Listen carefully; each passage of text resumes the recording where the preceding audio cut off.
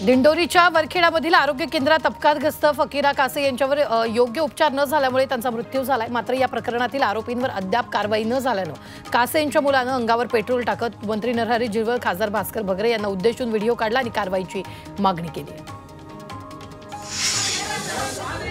कारगरमधील सिडको कार्यालयात माजी नगरसेवकांनी ठिय्या आंदोलन केले। परिसरात मोठ्या प्रमाणात पाणी टंचाई असल्यानं नवीन बांधकामांना सीसीओसी देऊ नये अशी मागणी माजी नगरसेवकांनी केली। दरम्यान पाण्याचा पुरवठा सुरळीत होत नाही तोपर्यंत आंदोलन सुरू राहणार असल्याचा इशारा यावेळी देण्यात आला। नाशिक महापालिकेवर महिलांनी हंडा मोर्चा काढलाय। पाण्याच्या प्रश्नासाठी महिला आक्रमक झाल्यात। नाशिक शहर समस्यांच्या विळख्यात असल्याचा आरोप महिला आंदोलकांनी केलाय। डोक्यावर हंडे घेऊन महिला महापालिकेवर धडकलेल्या आहेत। मुंबई अहमदाबाद मार्गावर प्रचंड वाहतूक कोंडी पाहायला मिळाली। मुंबईच्या दिशेने जाणाऱ्या लेनवर वाहनांच्या 10 किलोमीटरपर्यंत रांगा लागल्या होत्या। चिंचोटी नाका ते घोडबंदरपर्यंत वाहतूक ठप्प झाली होती। त्यामुळे वाहन चालकांचे मोठ्या प्रमाणात हाल झाले।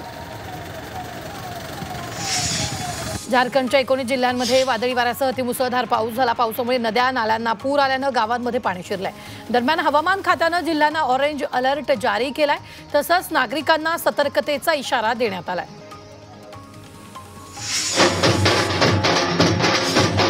सातारा जिल्ह्यातील जिंती आणि फडतरवाडी गावातील ग्रामस्थांनी एकत्र येत वनभोजन सण साजरा केला। यावेळी ज्योतिबा देव आणि ज्योतिर्लिंग देवाची भेट घडवून आणली। जवळपास 400 वर्षापासून दोन्ही गावं हा सण साजरा करतात। सोहळा पाहण्यासाठी पंचक्रोशीतील ग्रामस्थ मंदिर परिसरात दाखल झाले। साताऱ्यातील कोरेगाव शहरातील विकास कामांना अडथळा आणणाऱ्यांवर कारवाई करावी अशी मागणी कोरेगाव विकास बचाव समितीने जिल्हाधिकाऱ्यांकडे केली आहे। कोट्यवधी रुपयांचं काम थांबवण्याचं षडयंत्र सुरू असल्याचा आरोप समितीने केला। तसंच मुख्यमंत्री आणि उपमुख्यमंत्री यांनाही निवेदन पाठवलं जाणार असल्याचं ग्रामस्थांनी सांगितलंय। रस्त्यांवर कुत्र्यांना खायला घालण्यावरून दाखल याचिकेवर सर्वोच्च न्यायालयानं कडक शब्दात सुनावले। तुम्ही भटक्या कुत्र्यांना तुमच्या घरात का खायला घालत नाहीत असा सवाल न्यायालयानं याचिकाकर्त्यांना केला। महिनाभराच्या विश्रांतीनंतर एअर इंडियानं आंतरराष्ट्रीय मार्गाची टप्प्याटप्प्याने सुरुवात केली आहे। जवळजवळ 1 महिना सुरक्षेच्या कारणास्तव थांबल्यानंतर एअर इंडियानं अनेक मार्गावरील विमान सेवा सुरू केलेली आहे। रस्त्याच्या कडेला होणाऱ्या अवैध वाहतुकीला आळा घालण्यासाठी आणि वाहतूक कोंडी टाळण्यासाठी फास्टॅगमधून पार्किंग शुल्क व्यवस्था चालू होणार आहे। नगर विकास विभागाच्या नियमावली सुधारणा करण्याच्या सूचना परिवहन विभागानं केलेल्या आहेत। पुणे महानगरपालिकेचे आयुक्त नवल किशोर राम यांच्यासोबत केंद्रीय राज्यमंत्री मुरलीधर मोहोळ यांची बैठक पार पडली। या बैठकीत पुणे विमानतळाच्या विविध प्रश्नांसंदर्भात आयुक्तांशी आणि अधिकाऱ्यांशी चर्चा करण्यात आली। कंटेंट चोरी करणाऱ्यांना दणका यूट्यूब पाठोपाठ आता मेटानं ही मोठी कारवाई करत तब्बल 1 कोटी फेसबुक अकाउंट्स ब्लॉक केलेत। अनओरिजिनल स्पॅम कंटेंट किंवा कंटेंट चोरी करणाऱ्या अकाउंट्सवर कारवाईचा बडगा उगारला। याशिवाय बनावट अकाउंट्स रिपिटेटिव्ह पोस्ट आणि व्ह्यूज किंवा पैशासाठी सिस्टममध्ये फेराफार करण्याचा प्रयत्न करत होते अशा 5 लाख खात्यांवर दंड ठोठावला। सिडको, MIDC, महापालिका यांच्या वेगवेगळ्या विकास आराखड्यांमध्ये दिलेल्या बांधकाम परवान्यांमुळे रस्ता रुंदीकरण मोहिमेत संभ्रम निर्माण झाला। तिन्ही संस्थांची एकत्रित बैठक घेऊन निश्चित निष्कर्ष काढल्यानंतर शपथपत्र सादर करण्यात येईल असं निवेदन मनपानं मुंबई उच्च न्यायालयाच्या औरंगाबाद खंडपीठात दिलंय। पुढील सुनावणी 20 ऑगस्टला होणार असून तोपर्यंत कोणतीही कारवाई होणार नाही।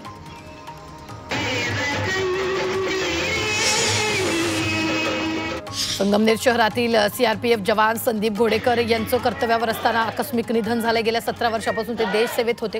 गेल्या काही महिन्यांपासून दिल्लीत त्यांची नियुक्ती झाली होती। संगमनेर शहरातून त्यांची अंत्ययात्रा काढण्यात आली। काँग्रेसचे माजी आमदार संजय जगताप यांचा शेकडो कार्यकर्त्यांसह भाजपमध्ये प्रवेश झालाय। भाजपाचे रवींद्र चव्हाण यांच्या उपस्थितीत पक्षप्रवेश झाला। जगताप यांनी पुणे जिल्हा राष्ट्रवादी काँग्रेस पदाचा आणि काँग्रेसच्या सदस्यत्वाचा राजीनामा दिला। खासगी कारणामुळे हा राजीनामा दिल्याचं त्यांनी स्पष्ट केलं होतं। MIMचे अध्यक्ष खासदार असदुद्दीन ओवैसी यांनी नांदेडच्या न्यायालयात हजेरी लावली। 2010 साली नांदेड महापालिकेच्या पोटनिवडणुकीत विनापरवाना रॅली काढल्याप्रकरणी त्यांच्यावर आचारसंहिता भंगाचा गुन्हा दाखल करण्यात आला होता आणि या प्रकरणाच्या सुनावणीसाठी ओवैसींनी हजेरी लावली। आता पुढची सुनावणी 23 जुलैला होणार आहे।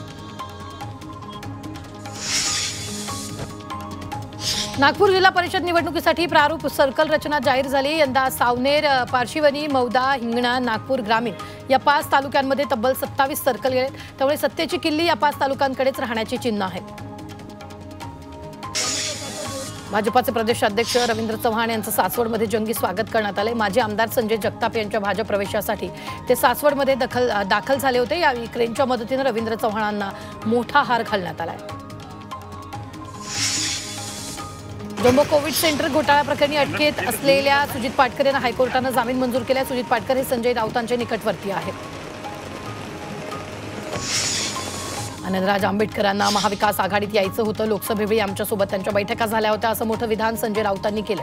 भाजपसोबत संबंध ठेवायचा नाही अशी आनंदराज यांची भूमिका होती। आता ते काय म्हणून जात आहेत हे माहीत नसल्याचं राऊतांनी म्हटलं। संजय शिरसाटांच्या सामाजिक न्याय विभागावर भाजप आमदार नाराज असल्याची सूत्रांनी माहिती दिली आहे। सामाजिक न्याय विभागाशी संबंधित कामं प्रलंबित असल्यानं भाजप आमदारांनी पक्षश्रेष्ठींकडे नाराजी व्यक्त केल्याची सूत्रांनी माहिती दिली।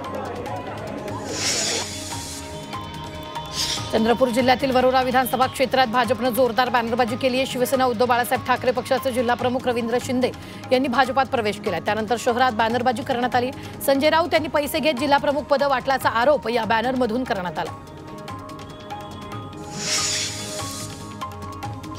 पहलगाम आणि पुलवामा हल्ल्यावरून शिवसेना उद्धव बाळासाहेब ठाकरे पक्षाने केंद्रीय गृहमंत्री अमित शहांवर निशाणा साधला। या दोन्ही दहशतवादी हल्ल्याची जबाबदारी गृह मंत्रालयाची असल्याचा आरोप सामनाच्या अग्रलेखातून करण्यात आला। त्यामुळे केंद्रीय गृहमंत्री अमित शहांनी राजीनामा द्यावा अशी मागणी सामनाच्या अग्रलेखातून करण्यात आली।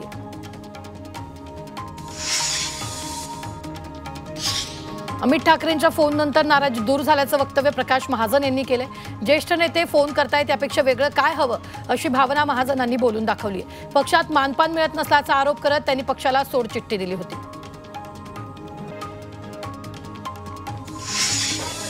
विधान भवनाच्या पायऱ्यांवर विरोधकांनी अनोखं आंदोलन केलं। यावेळी विरोधक चक्क टॉवेल आणि बनियान घालून पायऱ्यांवर दाखल झाले। यावेळी त्यांनी चड्डी बनियान गँगचा धिक्कार असो अशी घोषणाबाजी केली।